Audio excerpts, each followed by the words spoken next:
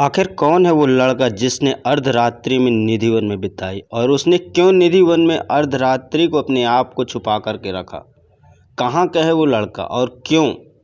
आज की इस वीडियो में आपसे यही सब बताने वाला हूं। तो चलिए मैं वीडियो शुरू कर रहा हूं और आपसे आग्रह कर रहा हूं कि नीचे दिए गए कमेंट बॉक्स में सबसे पहले आप राधे राधे लिखकर अभी तक आपने हमारे चैनल को सब्सक्राइब नहीं किया है तो प्लीज़ हमारे चैनल को सब्सक्राइब कर बेल आइकन को प्रेस करें, क्योंकि ऐसी अद्भुत अनसुने और रहस्यमय वीडियो मैं आपके सामने लाता रहता हूं। मित्रों, दरअसल यह बालक जो है राजस्थान के जोधपुर का रहने वाला है और इस बालक को जो है बचपन से ही भगवान श्री कृष्ण या श्री हरि नारायण पे अटूट रुचि थी। यह भगवान श्री कृष्ण को बचपन से ही बहुत पूजता चला आ रहा था और जैसे ही वह बड़ा हुआ तो उसके मन में एक ख्याल आया कि क्यों ना मैं भगवान श्री कृष्ण के प्रत्यक्ष दर्शन करूं।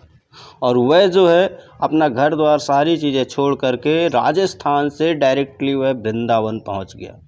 वृंदावन के शहरों में वह भटकता रहा, 1 दिन 2 दिन 3 दिन वह भटकता रहा, लेकिन उसे कुछ समझ में नहीं आता कि आखिर मैं किस जगह पे जाऊं जहां मुझे भगवान श्री कृष्ण के दर्शन हो जाएं।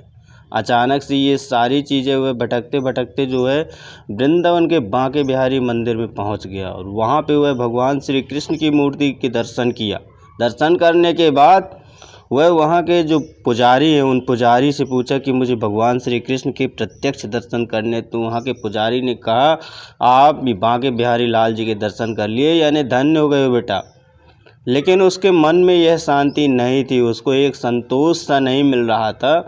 तो वह जो है बांके बिहारी लाल मूर्ति के दर्शन करने के बाद उस मंदिर से जब बाहर आया तो बाहर निकलने के बाद उसने एक ऑटो रिक्शा वाले से पूछा कि मुझे वृंदावन यानी निधिवन जाना है और निधिवन के द्वार तक मुझे क्या छोड़ दोगे। तो उस ऑटो वाले ने उसे छोड़ दिया और वह जैसे ही निधिवन के द्वार पहुंचा तो अपने आप को एक धन्य सा मानने लगा कि अब मुझे भगवान श्री कृष्ण के दर्शन हो ही जाएंगे।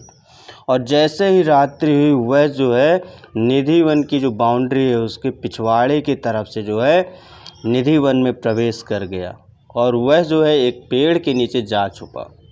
जैसे ही अर्धरात्रि यानी लगभग 12 से 1 के बीच का समय था करीबन, उस टाइम पे वह जो है यही अचानक देखा कि मैं जिस पेड़ के नीचे छुपा हुआ हूँ वह पेड़ जो है और आकस्मिक खिसकना चालू हो गया और वह खिसकते से खिसकते जो है उसके साथ साथ अन्य जितने भी पेड़ थे वो सारे पेड़ खिसक के एक गोल राउंड में बन गए।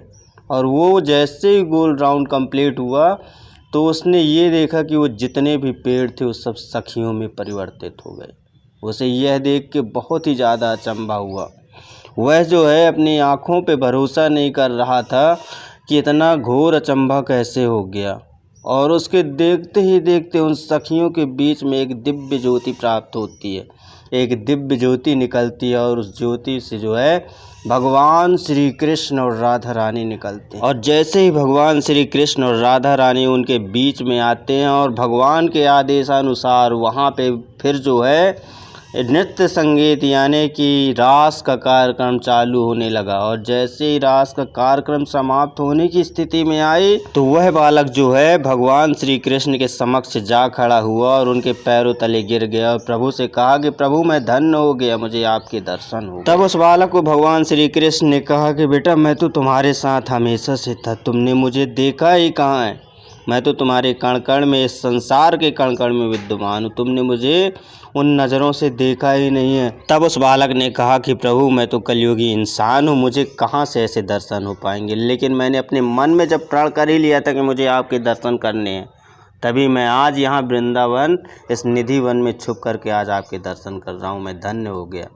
तब भगवान श्री कृष्ण ने उसे आशीर्वाद दिया और जैसे ही आशीर्वाद दिया उसके बाद जो है वह भगवान श्री कृष्ण के चरणों पे गिरा और गिरते ही वह मूर्छित हो गया।